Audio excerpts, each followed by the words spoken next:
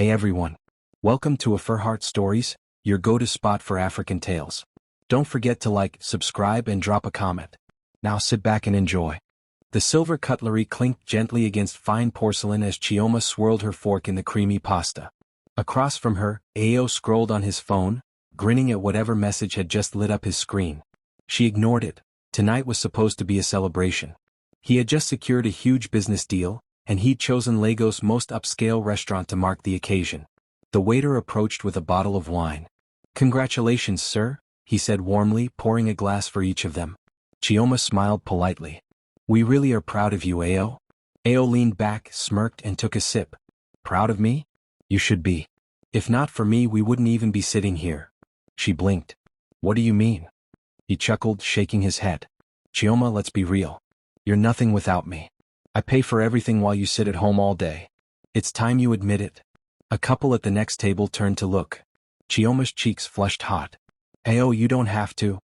"I do," he cut in, voice rising. "I work hard and all you do is lounge in that apartment I pay for. Do you think this," he gestured at the restaurant, "comes free?" Chioma's hand trembled around her fork. "This isn't the place for this conversation." "Oh please," he scoffed, leaning forward. "Maybe if you contributed something I'd have respect for you. But as it stands, you bring nothing to the table." The words sliced deeper than she expected. She forced herself to swallow the lump in her throat. "Excuse me," she murmured, standing up. "Where are you going?" he asked, almost mocking. "Home," she said without looking back. The drive was quiet except for the hum of the air conditioner. In her mind, she replayed every time Ao had made her feel small, every sarcastic comment, every public jab disguised as just a joke. By the time she reached their apartment, her humiliation had crystallized into something else: resolve. That night, as Ao snored beside her, Chioma stared at the ceiling, wide awake. She wasn't going to cry this time. She wasn't going to plead. She was going to change everything. But first she would have to do it quietly. The apartment was dark except for the faint glow from the kitchen window. Chioma placed her handbag on the dining table and slipped off her heels. She was still replaying every word from the restaurant, the sting of humiliation refusing to fade. Ao strolled in a few minutes later, loosening his tie. "You left without even finishing the meal. That was embarrassing." She turned slowly. "Embarrassing? You humiliated me in front of strangers." "Oh please," he scoffed, tossing his tie onto the couch. "You're too sensitive. I was just telling the truth." "The truth?" she repeated, her voice steady but cold. "You call belittling me in public the truth?" He opened the fridge, grabbed a beer and leaned against the counter. "Chioma, I've been carrying this relationship for years. You don't work, you don't pay bills, you don't contribute. I'm tired of pretending it's okay." Her chest tightened, but she refused to let him see her break. "So what do you want me to do, Ao?" "Start being useful," he said flatly. "Or maybe pack your things. I'm not going to spend my life with someone who drags me down." She inhaled sharply. "Dragging you down? I left my job to support you. I managed this home, made sure you could focus on your business without distractions." He shrugged. "That's just basic stuff. It's not exactly an achievement." For a long moment, silence hung between them. Chioma's mind was racing, hurt, anger, clarity all swirling at once.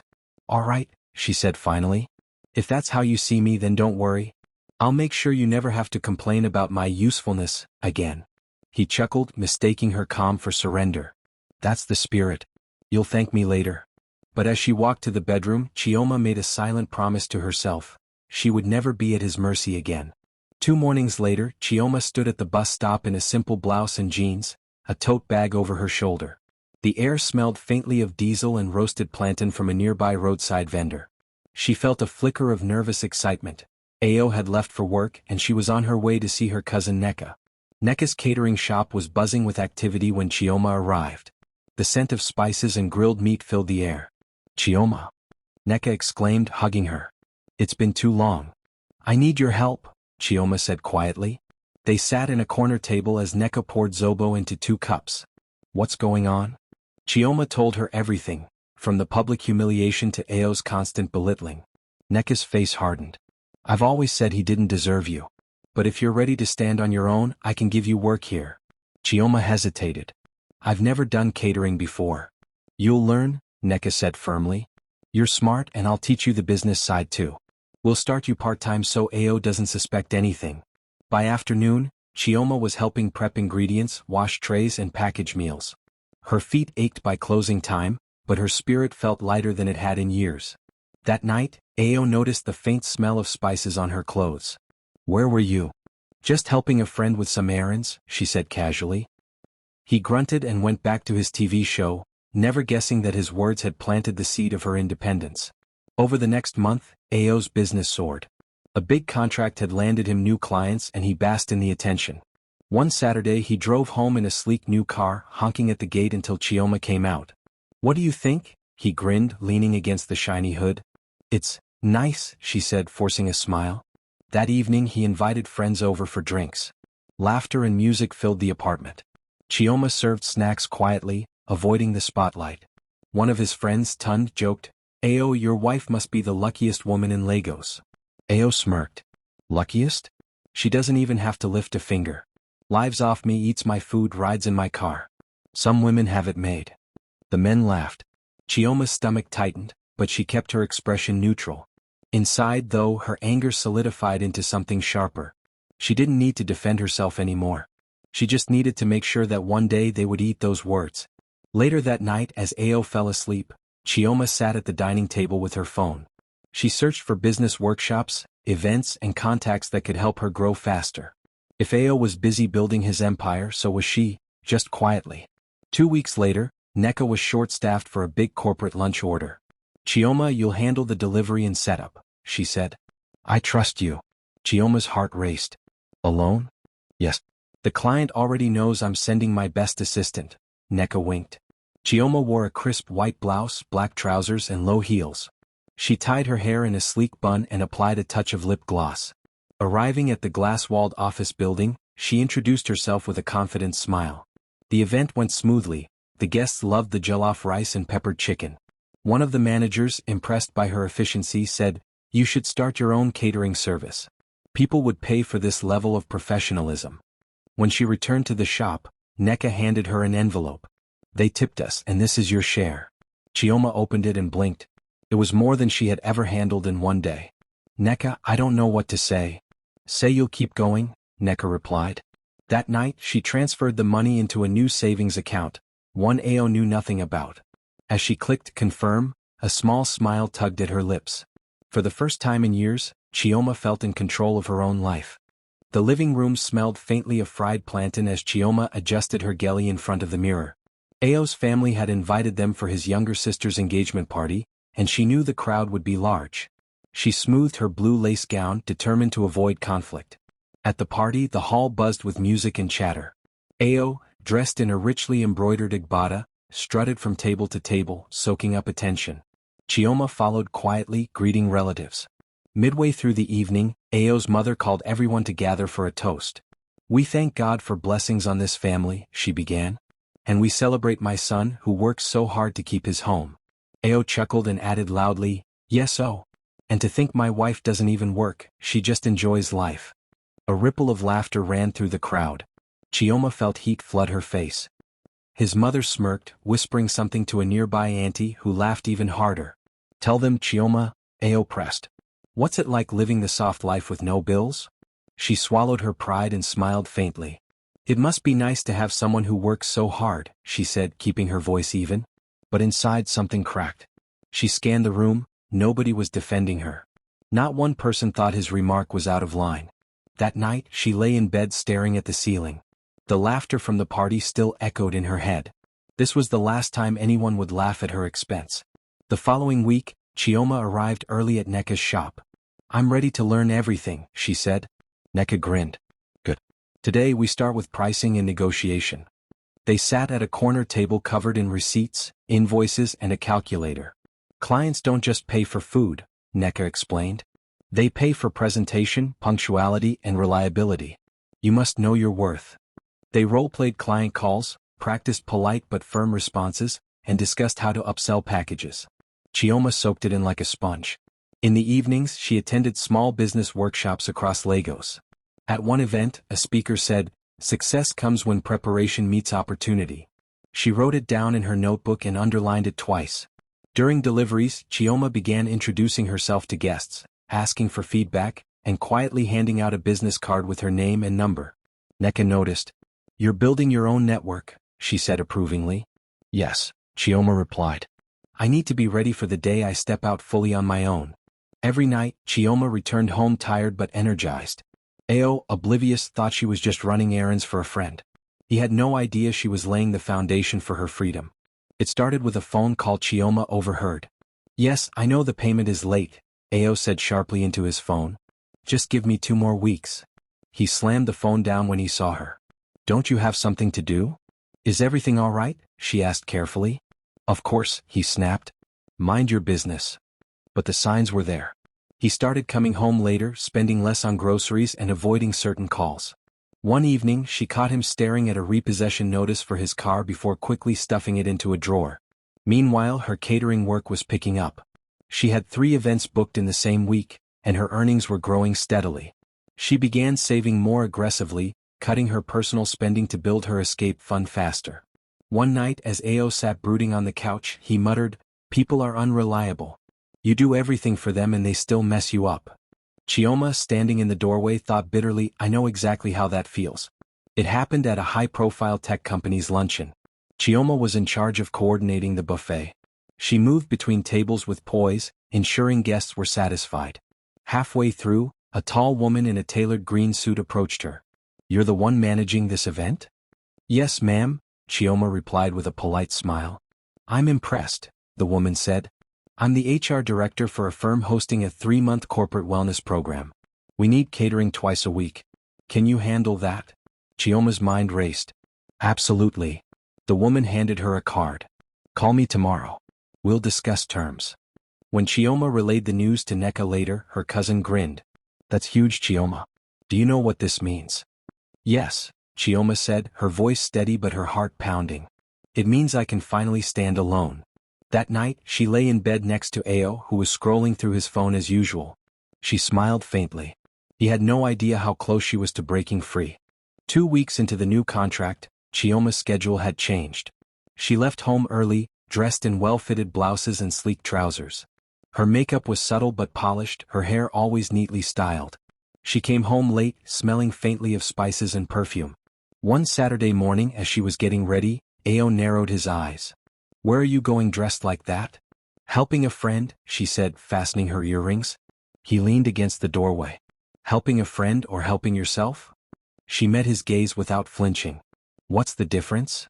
"The difference," he said slowly, "is that I want to know where my wife is spending all her time." She picked up her handbag.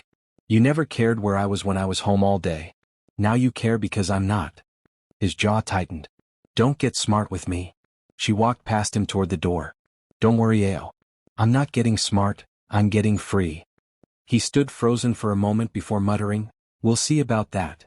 But deep down he was rattled. Something about her confidence told him she wasn't bluffing. The paperwork lay neatly on Chioma's dining table, her own catering business registration, official and stamped. She traced the embossed seal with her fingers, feeling a rush of pride. She had done this without Ao's knowledge and she intended to keep it that way. That afternoon she met with 2 young assistants she had hired, Amaka and Bizi. "We have 3 events this week," Chioma said. "I want us on time, perfect presentation, no mistakes." "Yes, ma," they chorused. With her corporate contract secured and smaller private events rolling in, she was busier than ever. She started using a separate business phone, which she kept in her handbag at home. One evening, Ao walked into the bedroom as she was sorting receipts. "What's all this?" he asked. "Just helping Neka with her accounts," she lied smoothly. He nodded absent-mindedly, too preoccupied with his own problems to press further. But later, as she packed her bag for the next day's event, Chioma allowed herself a small smile. She was no longer helping a friend, she was building an empire, one plate at a time. It was bound to happen. The whispered phone calls, the late nights, the tight expressions, Ao's business troubles finally erupted. One Friday morning, Chioma heard a knock at the door. She opened it to find 2 men in company uniforms standing beside Ao's prized car. "We're here to repossess this vehicle," one said. Ao stormed outside. "What nonsense is this? I just need more time." "Sir, your payment is 3 months overdue," the man replied firmly. By the time they drove the car away, the neighbors were already peeking from behind curtains. Ao returned inside, slamming the door. This is just temporary, he muttered, avoiding Chioma's eyes. That week, more bills piled up. Friends who once called daily were suddenly too busy. The lavish dinners stopped. The air in the apartment grew heavy. Meanwhile, Chioma was finalizing a contract with a multinational company for their quarterly events. She came home each night with new bookings, her phone buzzing with client confirmations. One evening, Ao sat on the couch, head in his hands. Everything's falling apart, he said softly. Chioma in the kitchen stirred a pot of pepper soup. I'm sorry to hear that, she said evenly. And she meant it, but not enough to rescue him. By the end of the month, Chioma had enough savings to make her next move. She found a furnished two-bedroom apartment in Ikoyi, spacious, airy, and far from Ao's reach. She packed quietly one morning while Ao was out. Into one suitcase went her clothes, into another her business files and equipment.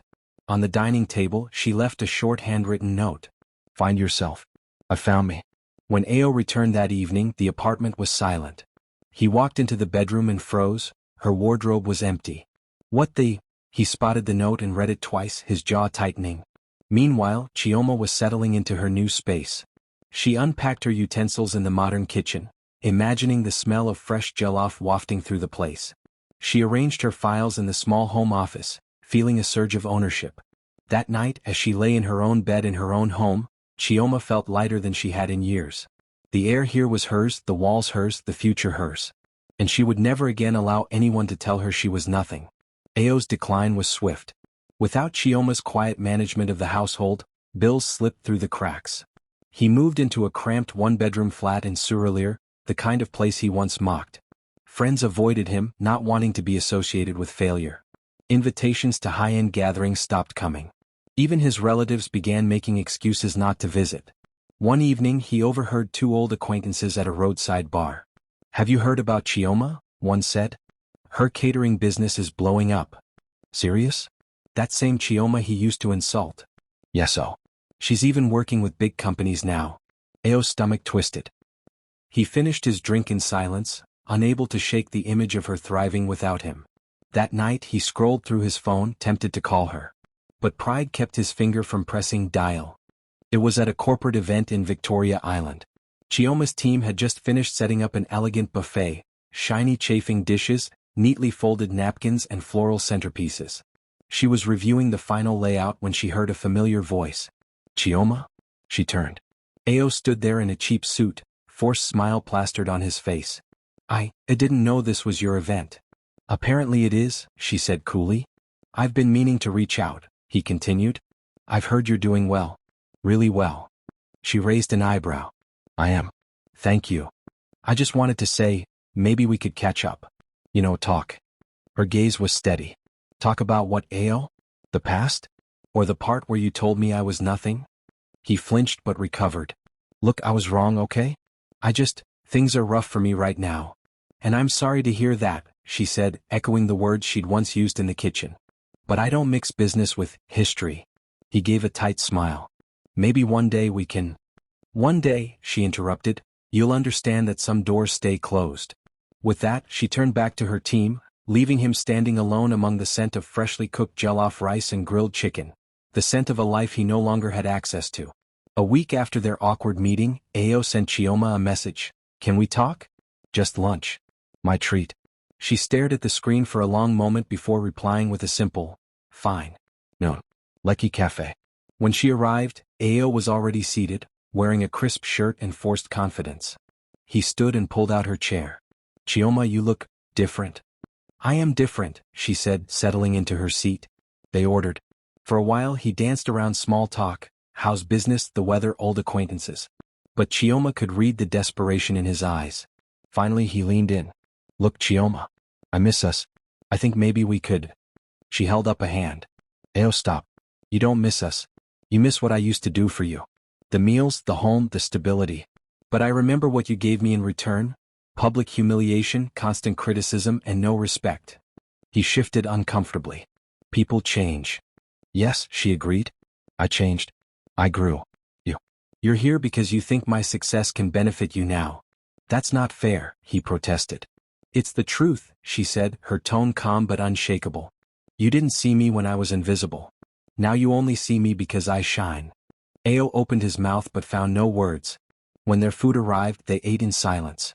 She paid her share and left without looking back. It happened at a friend's birthday party. The rooftop venue overlooked the city skyline, music floating on the warm night air.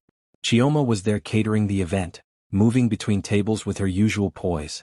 Halfway through, she noticed Ao standing near the bar, chatting with a group of men. She tried to ignore him until she heard his voice carry over the music. "Don't forget," he was saying, "I made her who she is. Without me, she wouldn't have learned half of what she knows." The men laughed, some nodding in agreement. Chioma felt the familiar sting, but this time she smiled. She walked over, holding a tray of champagne flutes. "Gentlemen," she greeted, her voice light. "I hear my name came up." Ao smirked. "Just telling them how far you've come." She set the tray down and faced him directly. "Yes, I have come far. And you're right, Ao, you played a role. You underestimated me, humiliated me, and told me I was nothing.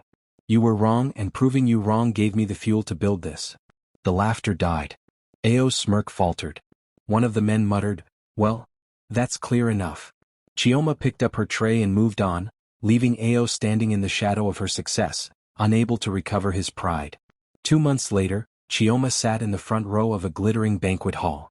Tonight was the Lagos Business Excellence Awards, and she was a finalist for Young Entrepreneur of the Year. When her name was announced as the winner, the applause was deafening. She walked up the stage in a flowing emerald gown, her natural hair styled into a crown-like bun. The award felt heavy in her hands, heavy with meaning. In her acceptance speech she said, "This journey began when someone told me I was nothing. To anyone who has ever been underestimated, remember, their doubt can be your greatest weapon." The crowd rose in a standing ovation. Somewhere across the city, in a dim one-room apartment, Ao sat in front of his TV watching the broadcast. His chest tightened as he saw her smile, heard the applause, and realized the entire city now knew her name. He muted the television but couldn't take his eyes off the screen. For the first time, he admitted to himself, he hadn't just lost a wife, he had lost the only person who had ever truly believed in him. It was a Saturday morning, the kind that felt slow and golden in Lagos. Distant car horns, the smell of fried akara from a roadside vendor, sunlight streaming in like liquid warmth. Chioma was arranging fresh flowers in her apartment when her intercom buzzed. "Yes," she said. "Someone here says he knows you," the security guard replied. "Name's Ao." Her hand paused midair over the vase. She took a slow breath. "Let him up." A few minutes later, a knock sounded. She opened the door to find Ao standing there in a faded polo shirt and worn jeans. His eyes were tired, his posture unsure. "Chioma," he began, his voice almost tentative. "Thanks for letting me in." She stepped aside. 5 minutes. He entered, glancing around the apartment. "Nice place. Better than the old one." "It's mine," she said simply, closing the door. They sat across from each other, Chioma poised, Ao leaning forward like a man who'd come to plead his case. "I've been thinking a lot," he started. "About us. About how things ended." Chioma kept her gaze steady. "Go on." "I was wrong," he said, the words tumbling out. "All those things I said, about you being nothing, about you not contributing. I was stupid. I didn't see what I had." She folded her hands. "No, Ao. You saw exactly what you had. You just didn't value it." He flinched. "I didn't mean to hurt you. I thought pushing you would make you try harder." She shook her head. "You didn't push me, you tried to break me. And you would have succeeded if I'd kept believing your words." Silence stretched between them. Ao rubbed his palms together nervously. "I want another chance, Chioma. I've changed. I see your worth now. We could start over." She studied him for a long moment.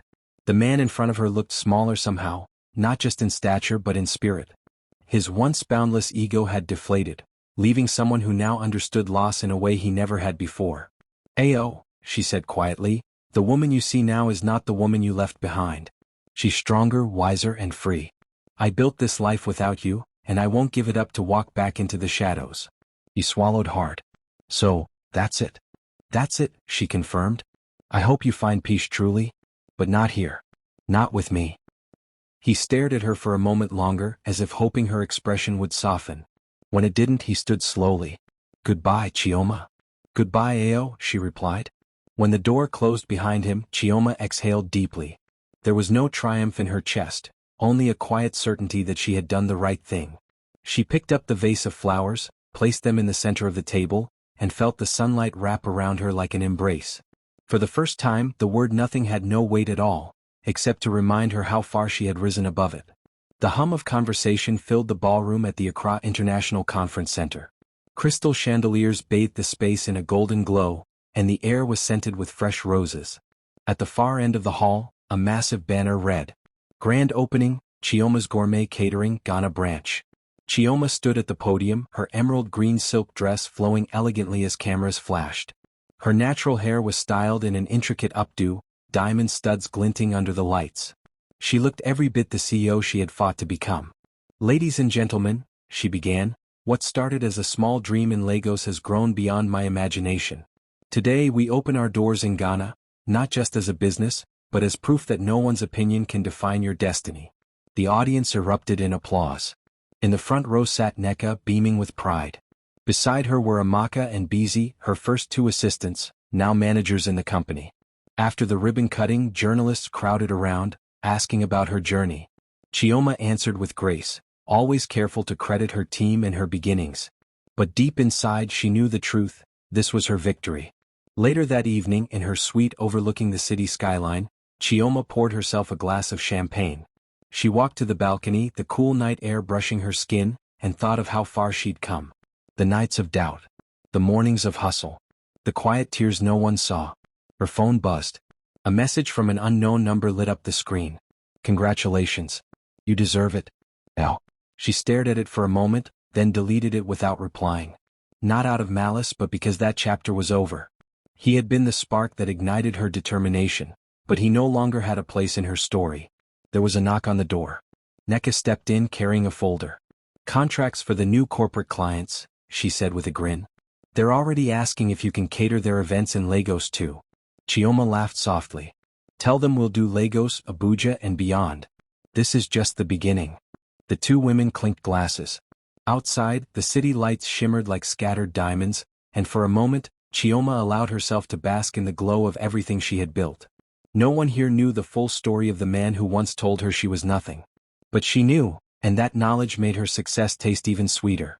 As she closed the balcony doors and turned back to the room, she felt no need for revenge, no lingering bitterness. She had something far more valuable: freedom, self-respect, and a life on her own terms. And that, she thought with a quiet smile, was everything. Liked it?